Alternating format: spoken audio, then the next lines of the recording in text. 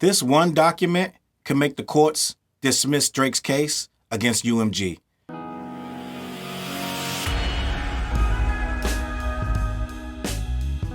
What up, words? Your boy Charles Brown back again talking facts. Hit that like button, hit the subscribe, hit the notification bell. Keep sending those Cashapps to CLBMG. Join the membership gang. Listen, a group of scholars have got together and decided that Drake's lawsuit against UMG is dangerous.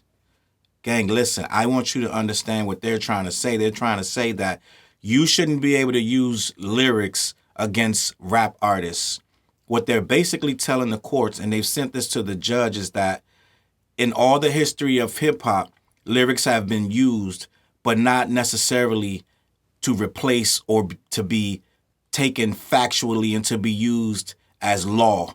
So what you say not necessarily can be used against you in a court of law. So I want to read this article, and I want to have a conversation about Drake's lawsuit against UMG and essentially against Kendrick and his usage of the word pedo. Let me start here. A court could reject Drake's dangerous assumption that rap lyrics are factual in his case against UMG. A group of academics are urging the court to dismiss Drake's defamation case against Universal Music Group over Kendrick Lamar's Not Like Us, arguing that taking rap lyrics as factual threatens freedom of speech and risk a miscarriage of justice, which is the only way to look at it, because we've been saying rap since the 70s and 80s, and you can't say that every single rhyme, every single word that's said can be used against that artist in a court of law. This is egregious, gang. I'm just going to be honest. It's crazy to even start this conversation.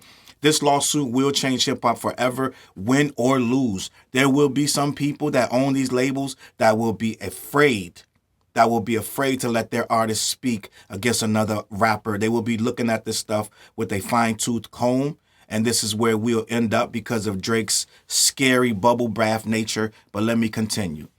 In a proposed amicus brief sent on Wednesday to federal court Judge Jeanette A. Vargas, the four scholars, all linked to the University of California, Irvine, warn of the, quote, harms that arise when courts treat rap lyrics as confessions or factual representations. And I saw a couple Drake fans online. They were upset about this. They were like, nice try, UMG. They're already lining up to discredit this. But this, honestly, this is not a bias. This is not a one side or this is not a hit piece by UMG. They didn't go out and contract these scholars. These guys do this for a living. They've done this in other cases. So it has nothing to do with this against Drake versus whoever or Kendrick versus. This is actual factual. Right? This is not some stuff that can be paid for. These guys actually do this for a living. So let me continue. Drake filed a defamation lawsuit against Universal Music Group earlier this year over Kendrick Lamar's diss track, Not Like Us, arguing that UMG decided to publish, promote, exploit, and monetize allegations that it understood were not only false but dangerous. First of all, they did the same for him. They monetized allegations. They promoted and exploited the same thing that he's saying that they did for Kendrick, they did for his records, Family Matters, and Push-Ups, and whatever else he put out, they promoted it as well, right? Wasn't Push-Ups released to streaming services? And wasn't that defamatory and inflammatory freaking statements made against Kendrick? So they did the same thing for both y'all. So I don't know how you can sue them but not sue yourself. Let me continue. Lamar's music is distributed by UMG's Interscope label, while Drake is signed to UMG's Republic Records. Drake later filed an amended complaint adding allegations linked to Lamar's performance of Not Like Us at this year's Super Bowl. UMG responded with a motion to dismiss the case, which is being heard at the U.S. District for the Southern District of New York, arguing that Lamar's lyrics are non-actionable opinion and rhetorical hyperbole. Or hyperbole, depending on how you want to say it. This is a weird case, gang, because for one, we cannot expect artists to not say certain things about other artists and then have to be required to prove it or the artist is going to sue. This is weird. This is absolutely the softest behavior I've ever seen in rap. I don't know where we're going from here because there's no way to take it but down. I'm just going to be honest. The UC Irvine scholars largely agreed with that assessment. So these guys are scholars. They study hip-hop and they're going to say some really profound things about hip-hop and the nature of it. And I heard I think it was who wrote, I think it was Rapaholics, who read the whole document, the whole brief. And it was very insightful upon hip hop itself. If you get a chance to try to find that document and read the whole thing, it would actually give you more insight on the craft of hip hop. And there's a lot of things that happened with this craft that made it get to where it is. It's not just, we just started rapping one day. No, it's a lot of deep intellectual things that spawned what we do with this music and what we do with this craft that people take for granted. They just think about the money now. Let me continue. Drake's defamation claim rests on the assumption that every word of Not Like Us should be taken literally as a factual representation, they wrote in their proposed brief, which can be read in full here. Quote, This assumption is not just faulty, it is dangerous. When rap lyrics are admitted as evidence in a case, it is because they are treated as literal. This in turn opens the door to racial bias and stereotypes into the courtroom, as empirical studies have demonstrated. Treating rap lyrics as literal also threatens First Amendment speech protections, and the practice already has created a demonstrable chilling effect across the industry. They've been trying for years, and I believe Drake signed a document trying to ban rap lyrics being used against rappers in court. Jay-Z's on board. A lot of rappers are on board with that. Drake has contradicted himself by making this lawsuit. I even believe he was the one saying that if you sue or try to stop anything in hip hop, that you're whack. Remember when he tried to accuse Kendrick of going to the Tupac estate, right? Remember them lines that he said that how he felt about that, trying to stop the tailor-made track, right? He claimed that Kendrick went to Tupac's estate and had them remove it, right? And how corny that was and how soft and whack that was. And here we are again. He's right back here trying to get compensation for rap lyrics. Let me keep this moving. They argue that diss tracks are understood by audiences not to represent factual assertions about the opposing artist, but rather to demonstrate skill and dominance meant to build allegiance and win competitions through clever wordplay, hyperbole, bluster, and demonstrations of disrespect. That is a rap battle. You are trying to disrespect him while getting others on your side. You want people to be like, I'm stronger, he's weak. I'm going to say everything. I'm going to tell you everything about him that's weak so that you can ride with me and say, I won this battle. That is the nature of a rap battle. Win or lose, that's what you jump in a rap battle knowing full well that's going to happen. So to take this to court and sue for it means you're soft and you don't know and you don't study rap battles for a living. Remember, I study rap battles for a living. No, you obviously don't. You studied other people's rap battles. You didn't understudy yourself, because when you get in a rap battle, the rules apply to you as well. You can't go suing nobody. You can't go suing your record label. You can't be defamed in a rap battle, because these are words that you expect to be dissed and you expect to be called anything and everything. You can't pick out one word and say, well, that word is worse than every word. No, it's not like that, gang. And for the people that don't know that, I'm here to tell you. All right, let me keep this moving. The proposed beef points to many instances where rappers built fictional personas around themselves for the sake of commercial success, noting, for example, that Jay-Z came to prominence through rap battles in the 90s with Tupac, Nas, and Mobb Deep. Yes, Jay-Z did battle these people. I don't remember Jay battling Tupac directly, but Tupac did diss Jay. Now, I don't know if they had a battle on the streets of Brooklyn somewhere. I have no idea, but I don't remember a direct Tupac versus Jay battle, but it could have happened. They say that Jay made a record that never got released, but it was supposedly, I think who was it, Clark Kent or somebody said that this record that Jay had already made it and Pac died, but Jay allegedly performed it somewhere just to let dudes know now it's about to get him, and dude said this would have ended Tupac, so I have no idea about this record, but I do know that he said that there was a record that Jay made and he performed it at the House of Blues somewhere, but he couldn't release it because Pac was dead. All right, so let me keep this moving. They note that rapper Curtis Jackson, aka 50 Cent, said of his track High All the Time, quote, I don't drink and I don't use drugs and I didn't back then either.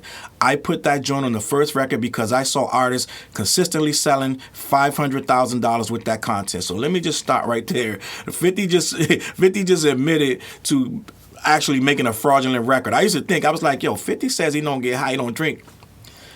Where the record Get High All the Time come from? I never understood. It's like, it's a dope record, Get High All the Time, right? It's a fire record. But you got to think now what 50 just literally did, the same thing that everybody laughs at or clowns Mecca for doing, right? He made records that he doesn't really fully believe or doesn't in his own personal life. He made it just for clout. He made it just for money. In essence, he made it just to go, quote unquote, viral and to have a big hit record, even though viral didn't exist back then.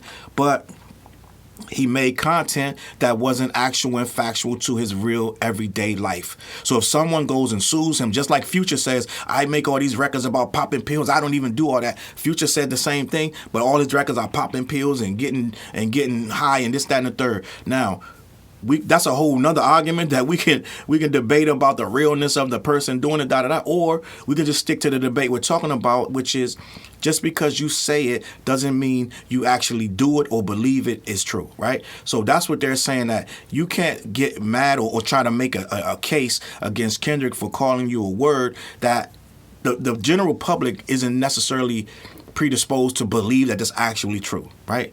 Let me keep this moving. Quote, fabricating criminal activities to maintain a tough image are a common practice in the rap industry, the scholars noted. The scholars are researching this front to back, and they're going way back, all the way back to Melly Mel and them guys. And they're saying, listen, they do this. They maintain a tough image. This is what rap battles are for. And Kendrick did no less than what every rapper has been doing since the 70s. Let me keep this moving. Many of the conflicts or beefs between rival rappers are created as publicity stunts to raise flagging careers and sales or create interest in new releases. That's facts. We do have a bunch of manufactured beefs. A lot of these beefs that we thought were real. Some of these guys called each other and said, "Let's go. Let's make a beef." Which I really don't like those beefs. And sometimes you can tell that they fake, but it's so weird that, like, I'm just gonna be honest. 50 Cent, another one. He made a beef. Literally, this is literally what was done with what's homeboy from, he's on Power, the African dude. I can't remember. He's a singer, but he was on Power, and 50 had stock in his music. He owed 50 some money, yada yada. 50 called him and said, "Listen, I can't remember this guy now. I almost got it on the tip of my tongue, but he said, "Listen, I'm gonna tell the world that you owe me this money, and I'm after you, and I'm gonna get you, The record sales gonna blow up because I'm gonna diss you. When that record blows up and diss you, then you get my money back, and then we're square." So 50 manufactured a beef with this guy, and the record actually everybody went to listen to the record, and it blew up, and he paid 50 back. That was a manufactured beef, but everybody thought 50 was really mad and was really out to get this guy, and that's what these beefs will do. So let me keep this moving.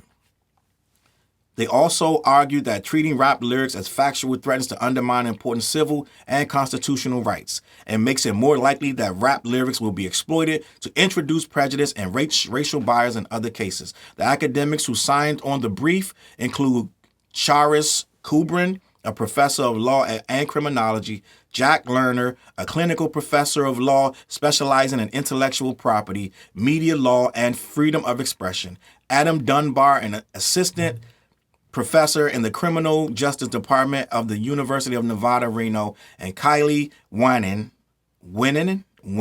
that's what it looked like, Winen, a doctoral student at UC Irvine's Law and Criminology School. They basically are rap heads. I'm just going to be honest. They had to sit there and listen to a lot of rap. They had to know about a lot of hip-hop. They had to know about beef. You could research this stuff, but some of this stuff you're going to just have to know. One of them dudes like, "Oh, man, remember when 50 did da-da-da?" So these dudes have a vested interest in protecting hip-hop. I'm just going to be honest. This is not going to be four random scholars just doing this just off the muscle because they just felt like one day I want to get involved. These dudes have to have an interest in hip-hop itself to even come to the defense of this. I don't think that they're after Drake. They're after protecting hip-hop. What Drake is doing is really destroying the core of hip-hop because a lot of people eat off hip-hop that actually got to go through these labels and corporations. When these labels and corporations get scared to put hip-hop out in its purity, then we're going to have nonsense where they're starting to block stuff from coming out. I'm just going to be honest. Let me keep this moving. In a memorandum in support of its motion to dismiss the case, UMG asserted that Drake's lawsuit is an attempt to save face for his unsuccessful rap battle with Lamar. That's exactly what it is. The lawsuit is because this dude is scary. He lost. He got his ass beat. And now he's going around trying to figure out a way to change the narrative. And what he did when this lawsuit dropped, it gave them goofy guys a whole lot of ammunition. They was on Twitter talking about, "Yeah, man, you can't call somebody that word. Listen, man, get out rap battles. If you don't understand, I can call you anything I want to. Don't talk about rap battles no more. Go back and listen to some sexy songs for you. Get out the way, gang. You in the way." Let me keep this moving. Despite the legal dispute, UMG said in a statement that it remains committed to propelling Drake's career while maintaining an unwavering support of all artists' creative expression. Let me just include, they have no reason to devalue Drake. That is a narrative that Drake wants to use the battle. When you got a cash cow like that, to bring its value down makes no sense. That's not how business works. You only bring its value down when you're trying to destroy him forever.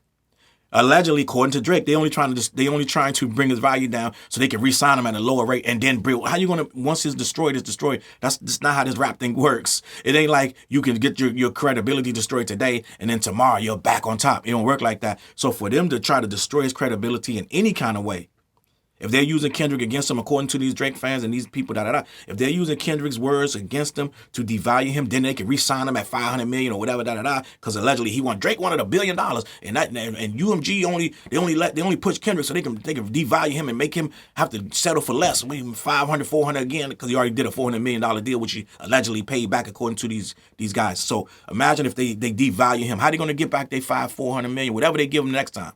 Even if they give him $100 million, if they only give him $100 million, he ain't gonna make it back because you done devalue him.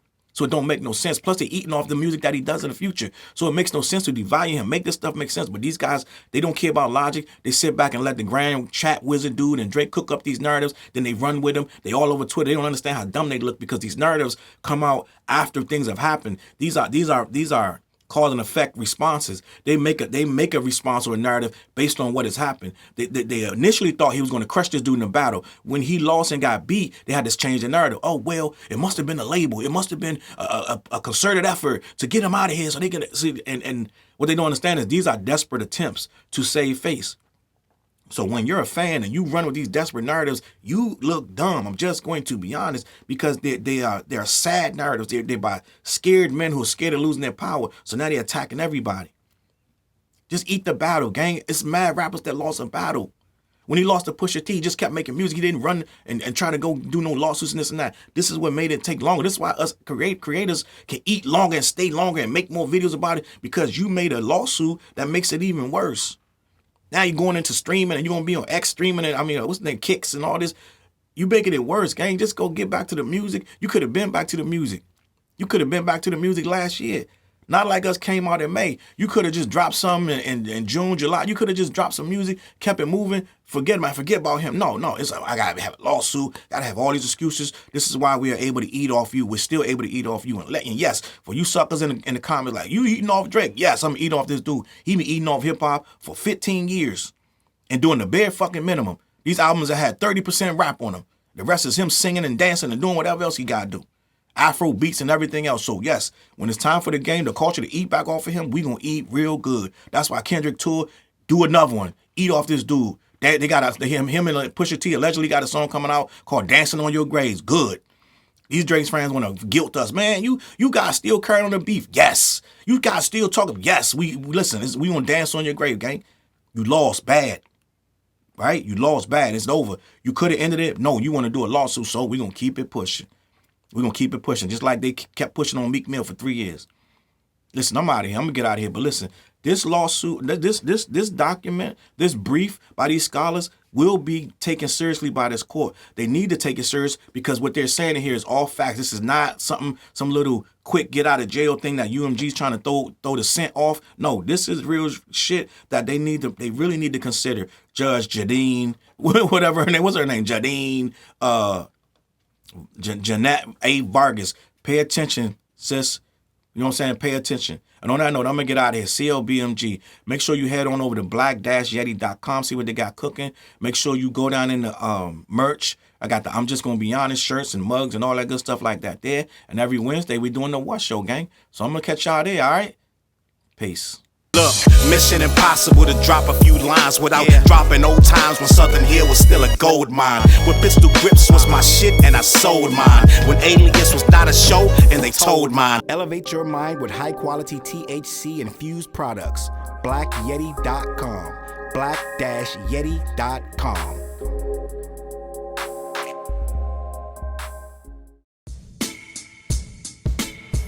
CLB.